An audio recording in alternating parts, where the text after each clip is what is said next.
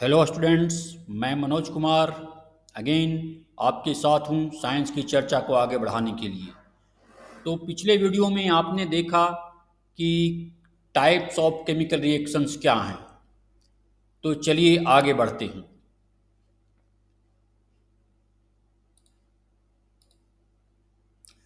आगे जो है हम टाइप्स ऑफ केमिकल रिएक्शंस के डिफरेंट टाइप्स को फर्दर डिस्कस करते हैं। तो अगला जो टाइप है वो डिकम्पोजिशन रिएक्शन है। तो डिकम्पोजिशन रिएक्शन क्या है? देखिए, इसमें मेन जो आपका कॉन्सेप्ट है डिकम्पोजिशन रिएक्शन में वो ये है कि कम्बिनेशन का ये उल्टा है। कम्बिनेशन में दो प्रोडक्ट मिलकर के, दो रिएक्टेंट मिलकर के एक प्रोडक्ट बनाते हैं। यहाँ पर क्या है कि सिंगल, देखिए फेरस सल्फेट, ये सिंगल जो है रिएक्टेंट दो या उससे अधिक प्रोडक्ट को बनाते हैं। इसको डिकम्पोजिशन रिएक्शन कहते हैं। बस इतनी ही समझने की बात है। आगे देखिए इस रिएक्शन में हो क्या रहा है। इस रिएक्शन में हो ये रहा है कि देखिए फेरस सल्फेट को जब गर्म करते हैं तो फेरस ऑक्साइड बनता है, सल्फर डाइऑक्साइड बनता है एंड सल्फर ट्राइऑक्साइड बनता है। तो फर्स्ट सॉलिड है, फिर फेरस ऑक्साइड भी सॉलिड है, सल्फर डाइऑक्साइड गैस है एंड सल्फर ट्राइऑक्साइड भी गैस है। चलिए जल्दी से आगे बढ़ते हैं। मैं इंपॉर्टेंट कॉन्सेप्ट को फिर से और कॉन्सेप्ट में डिस्कस करूंगा ही। यहाँ देख लीजिए सेम रिएक्शन है जिसमें लाइम स्टोन हीट के साथ रिएक्ट करके calcium oxide and carbon dioxide gas बनाता है। ये उसका रिवर्स रिएक्शन है, जो कि कॉम्बिनेशन रिएक्शन था उसका रिवर्स है। चलिए आगे बढ़ते हैं। अब एक्टिविटी 1.6 है। इसमें क्या होता है, लीड नाइट्रेट को गर्म करते हैं, उससे लीड ऑक्साइड, नाइट्रोजन डाइऑक्साइड और ऑक्सीजन बनता है। ये एक्टिविटी 1.6 है। सो हर एक एक्टिविटी को मैं फिर से डिस्कस करूंगा डिटेल में। जो भी एक्टिविटी यहाँ डिस्कस हो गई है डिटेल में वो तो मैं छोड़ दूंगा, लेकिन जो भी एक्टिविटी डिस्कस नहीं हुई है उसे मैं फिर से डिटेल में डिस्कस करूंगा। देखिए एक्टिविटी 1.7 ये क्या है, ये इलेक्ट्रोलिसिस ऑफ वाटर है।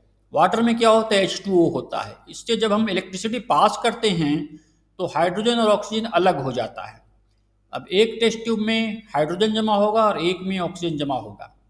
यही है वाटर का इलेक्ट्रोलिसिस। बस इतनी सिंपल सी बात है। इलेक्ट्रोलिसिस क्या है वाटर का, जब हम वाटर से इलेक्ट्रिसिटी पास करते हैं तो वाटर के जो दो कंपोनेंट है हाइड्रोजन और ऑक्सीजन वो टूट जाते हैं। That's all. चलिए एक्टिविटी 1.8 में क्या है, 2 ग्राम सिल्वर क्लोराइड को चाइना डिश में रख देते हैं और सनलाइट आने देते हैं। इससे क्या होता है, सिल्वर क्लोराइड जो है वो सनलाइट की सहायता से सिल्वर और क्लोरीन में टूट जाता है। That's all. यही एक्टिविटी 1.8। चलिए आगे बढ़ते हैं। आगे क्या है, silver bromide also behaves in the same way. आगे देखिए, तो अभी तक जो भी हमने लास्ट 3-4 पेज में डिस्कस किया उसका कोर कॉन्सेप्ट यहाँ पे डिस्कस कर रहे हैं। अगेन मैं बोल रहा हूँ कि कोर कॉन्सेप्ट जहाँ भी आए आप अपने नोटबुक को निकालें और नोट करें, तभी आपको फायदा होगा। कुछ भी अगर समझ में ना आए तो उसे कमेंट में कमेंट करें। और एक और बात मैं जो कहने जा रहा हूँ वो भी बहुत इंपॉर्टेंट है। देखिए आपका एनसीईआरटी जो बुक है केवल उससे ही पढ़नी है और कोई भी बुक पढ़ने की जरूरत नहीं है। एनसीईआरटी को जब तक आप 2-3 बार ख़त्म ना कर लें और कोई बुक पर नहीं जाएं, क्योंकि एनसीईआरटी जो है वो गागर में सागर है। आप डीप में पढ़ेंगे तो समझ में आएगा कि एनसीईआरटी बहुत ही विद्वानों के द्वारा लिखी गई है, बहुत रिसर्च करके लिखी गई है। इसलिए एनसीईआरटी पढ़ना वैसा ही जैसा एक ही साध है सब सध है, सब साध है सब जाए। मतलब केवल एनसीईआरटी को पढ़ लेंगे तो आपका 90% कंप्लीट हो जाएगा। एनसीईआरटी को 2-3 बार खत्म करने के बाद ही आपको कोई और दूसरी बुक की तरफ देखना है। एनसीईआरटी गागर में सागर है। चलिए देखते हैं कोर कॉन्सेप्ट क्या हमने डिस्कस किया। कोर कॉन्सेप्ट यही है कि डिकम्पोजिशन रिएक्शन है क्या, single reactant breaks down to give simpler products. That's all. Example में आप क्या लिख लेंगे, कैल्शियम कार्बोनेट जो कि सॉलिड है उसको जब गर्म करेंगे तो calcium oxide and carbon dioxide बनेगी। ये क्या है, ये लाइमस्टोन है, ये क्विक लाइम है। वैसा ही दूसरा डिकम्पोजिशन रिएक्शन भी है, जैसे जो कि हीट के साथ हो सकता है, लाइट के साथ हो सकता है, इलेक्ट्रिसिटी के साथ हो सकता है। इलेक्ट्रिसिटी का हमने डिस्कस किया ऑलरेडी, जब वाटर का इलेक्ट्रोलिसिस करेंगे तो जब भी डिकम्पोजिशन रिएक्शन होता है तो हमको किसी न किसी फॉर्म में ऊर्जा की ज़रूरत होती है, एनर्जी की ज़रूरत होती है। वो हीट के फॉर्म में हो सकता है, लाइट के फॉर्म में हो सकता है और इलेक्ट्रिसिटी के फॉर्म में हो सकता है। थर्मल डिकम्पोजिशन कब होता है? जब हम किसी चीज़ को गर्म करके उसको डिकम्पोज करते हैं। जैसे लाइम स्टोन को गर्म कर रहे हैं तो क्विकलाइम और कार्बन डाइऑक्साइड में कन्वर्ट हो रहा है, तो ये थर्मल डिकम्पोजिशन है। देखिए सेम एग्जाम्पल यहाँ पर भी आएगा। तो कई बार आप सेम एग्जाम्पल को मल्टीपल जगह को पे लिख सकते हैं। जैसे अगर थर्मल डिकम्पोजिशन को एक्सप्लेन करने के लिए आ गया क्वेश्चन, तो उसमें भी आप लिख देंगे कि थर्मल डिकम्पोजिशन क्या है, तो कैरिड आउट बाय हीटिंग, और ये एग्जाम्पल दे देंगे। और डिकम्पोजिशन में भी सेम एग्जाम्पल दे देंगे। चलिए आगे बढ़ते हैं। एंडोथर्मिक रिएक्शन क्या है? एनर्जी इज एब्जॉर्ब, उसको एंडोथर्मिक रिएक्शन बोलते हैं। तो देखिए इसमें भी सेम एग्जाम्पल आ सकता है, क्योंकि यहाँ पर भी हम एनर्जी प्रोवाइड कर रहे हैं।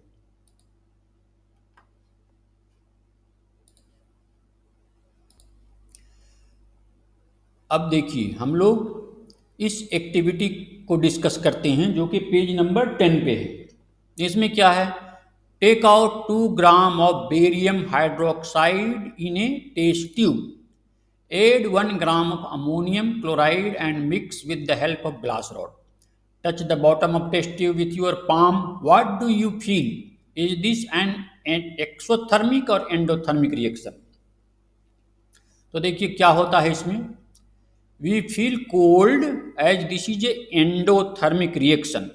तो जब भी हम 2 ग्राम बेरियम हाइड्रोक्साइड में 1 ग्राम अमोनियम क्लोराइड को मिक्स करते हैं और जब ग्लास रॉड से मिक्स करते हैं तो कुछ देर के बाद जो है वो बहुत ही ठंडा हो जाता है। क्यों ठंडा हो जाता है? क्योंकि वो एटमॉस्फेयर से पूरा हीट को लेकर के रिएक्शन करता है।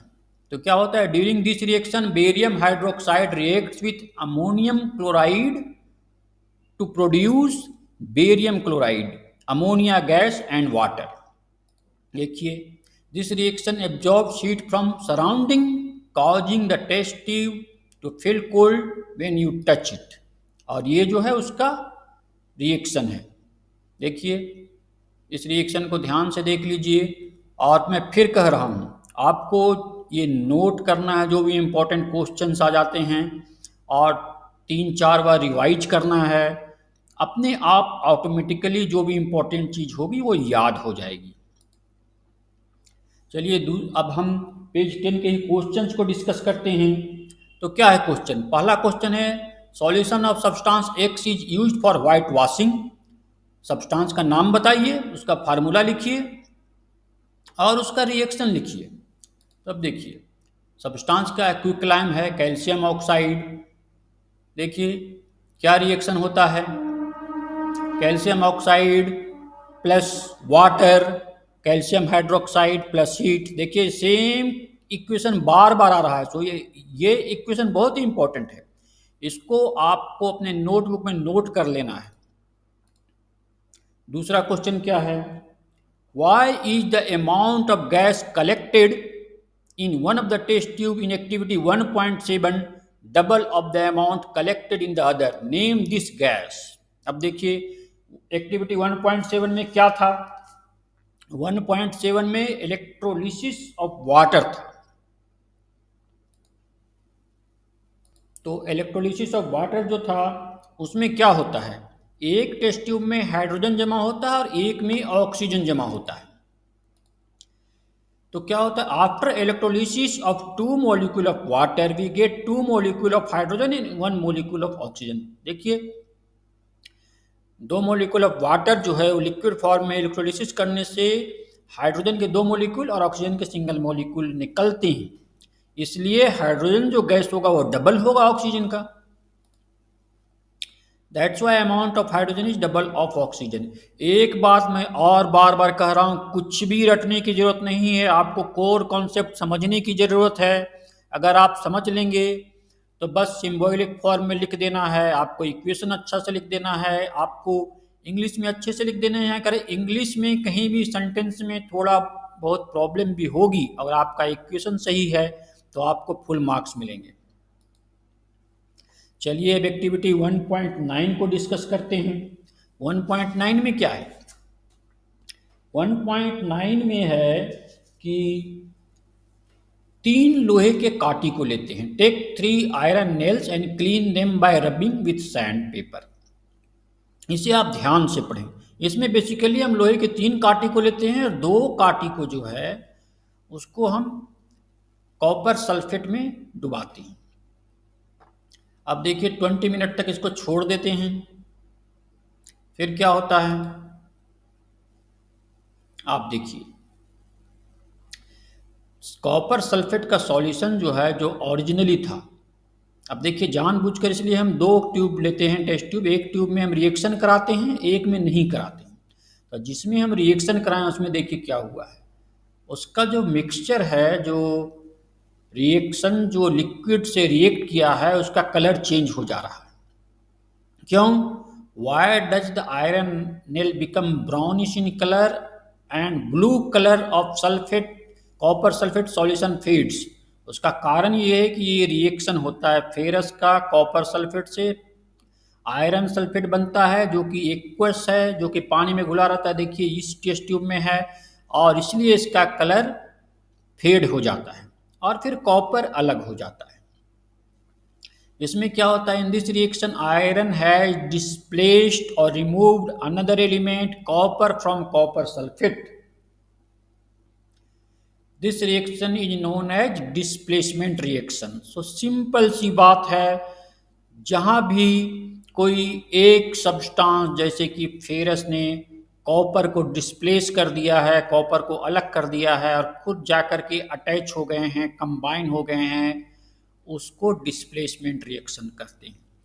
बस सिंपल सी बात है। डिस्प्लेसमेंट क्या है? फेरस ने कॉपर को डिस्प्लेस कर दिया, दैट्स ऑल। दूसरे कुछ और एग्जाम्पल है डिस्प्लेसमेंट रिएक्शंस का, जैसे जिंक ने अगेन कॉपर सल्फेट में से कॉपर को डिस्प्लेस कर दिया, देखिए वैसा ही है। पीबी देखिए, इसने भी कॉपर क्लोराइड में से डिस्प्लेस कर दिया है कॉपर को। तो ऐसा क्यों हो रहा है ये भी समझने की बात है, हर जगह समझते हुए चलिए। क्योंकि zinc and lead are more reactive elements than copper, इसलिए वो कॉपर को डिस्प्लेस कर रहा है, दैट्स ऑल। अब देखिए double displacement reaction. Double displacement में क्या होता है, देखिए यहाँ पे 2 कंपाउंड हैं, सोडियम सल्फेट बेरियम क्लोराइड, ये बनाता है बेरियम सल्फेट सोडियम क्लोराइड। अभी देखिए यहाँ पे दोनों ने एक दूसरे को डिस्प्लेस किया है, सोडियम ने बेरियम को डिस्प्लेस किया है, तो सोडियम सल्फेट के साथ देखिए सोडियम जो है वो क्लोरीन के साथ अटैच हो गया और बेरियम सल्फेट के साथ अटैच हो गया, तो ये डबल डिस्प्लेसमेंट है। मतलब 2 कंपाउंड के मेटल्स एक दूसरे को डिस्प्लेस किए। अब देखिए आगे बढ़ते हैं। आगे जो क्या है, एक क्वेश्चन पूछा गया है, रिकॉल एक्टिविटी 1.2। यहाँ पे क्या है, where you have mixed the solution of lead two nitrate and potassium iodide, what was the colour of participate formed, can you name the compound. ये एक्टिविटी 1.2 की बात हो रही है। जैसा कि मैंने कहा कि हर एक एक्टिविटी को मैं डिटेल में डिस्कस करूंगा, जहां जहां क्वेश्चन पूछे गए हैं वहां मैं आकर डिटेल में डिस्कस करूंगा। तो देखिए यहाँ पे क्या हो रहा है, when solution of lead two nitrate PbNO3 and potassium iodide are mixed, a double displacement reaction occurs. This reaction results in formation of lead two iodide and potassium nitrate. अब इसका ये इक्वेशन है, इसे आप लिख देंगे। तो लीड जो है, लीड 2 के आयन जो कि Pb2+ react with iodide ion जो कि माइनस है, मतलब इस पे पॉजिटिव चार्ज है, इसमें नेगेटिव चार्ज है, जो वाटर के सॉल्यूशन में है, वो एक दूसरे को डिस्प्लेस करते हैं। तो पोटेशियम आयन जो जिसमें पॉजिटिव चार्ज है और नाइट्रेट आयन जिसमें नेगेटिव चार्ज है वो वाटर में घुले हुए रह जाते हैं। अब देखिए अभी तक जो भी हमने डिस्कस किया है उसका कोर कॉन्सेप्ट क्या है। Type of chemical reactions, core concept, इसको आपको फिर से नोट करना है नोटबुक में। जो भी समझ में नहीं आए उसे कमेंट करना है। देखिए डिस्प्लेसमेंट रिएक्शन क्या है। More reactive element displace another element from its compound, बस इतना ही है। एग्जाम्पल में आप फेरस एंड कॉपर सल्फेट को लिख देंगे। उसका डबल डिस्प्लेसमेंट क्या है, exchange of ions between the reactants. देखिए इसमें आप ये एग्जाम्पल लिख देंगे, sodium barium sodium sulphate, barium chloride, barium sulphate and sodium chloride, just एक दूसरे को रिप्लेस किए हैं, डबल डिस्प्लेसमेंट। तो और एक और फॉर्म है जो कि नाम है पार्टिसिपेशन रिएक्शन।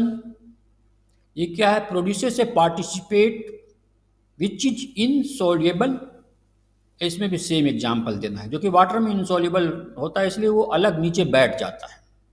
तो तीन तरह के रिएक्शन हो गए, तीन तरह के जो रिएक्शन हो गए, displacement reaction, double displacement reaction and participation reaction. ये कोर कॉन्सेप्ट है, इसे आप अपनी नोटबुक में नोट कर लें।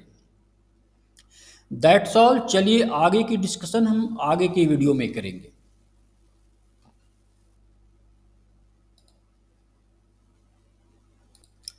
हाँ, तो एक और जो लास्ट बात मैं भी बताना चाहता हूँ कि ये चैप्टर ऑलमोस्ट कंप्लीट हो गया है। अगले वीडियो में चैप्टर खत्म हो जाएगा और उसके बाद हम डिटेल में सारे क्वेश्चंस को डिस्कस करेंगे और उसके बाद हम लोग डिस्कस करेंगे जो भी एक्टिविटी अभी तक कवर नहीं हुआ है।